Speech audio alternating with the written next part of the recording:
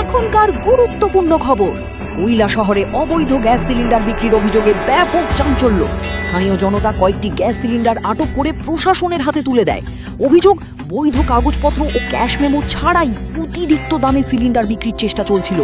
ঘটনাকে কেন্দ্র করে এলাকায় উত্তেজনা ছড়ালেও এখনো প্রশাসনের পক্ষ থেকে কোনো আনুষ্ঠানিক প্রতিক্রিয়া মেলেনি।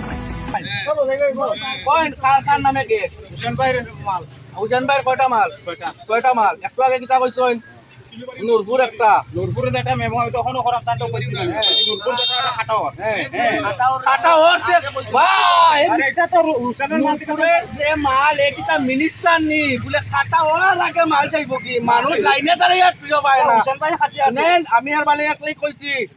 আপনি আমার বয়সে বড় হইতে পারেন আপনি যে স্কুলের ছাত্র স্কুলের হেডমাস্টার আমি আপনি আমার শিখাইতে যাইয়েন না ছয়টা সিলিন্ডার রুশান ভাই খাটে আমার মেমো দিছে ছয়টা মাল লইয়া যাইতাম হুসেন ভাই কাটাইছে তে মেমোই কো আপনার লগে থাকলো না আপনি এখানে মেমো কেনে মেমো তো আমি এদি গুদামত থাকার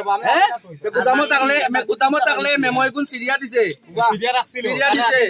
সিরিয়া দিছে তে এক টুকরা হে রাখছে এক টুকরা তো আপনার কাছে থাকতো আমি আনি না তো ওইটা কেনে আনেন না তারপরে আরো কোন দুধে আনেন না বই আনেন ওই নামের বই আনেন বই নামের প্রত্যেকটা বই থাকতো এবং অনলাইনে চেক হইব ওই নামের বই ঠিক আছে ভাই আমি অনলাইন করে থাকি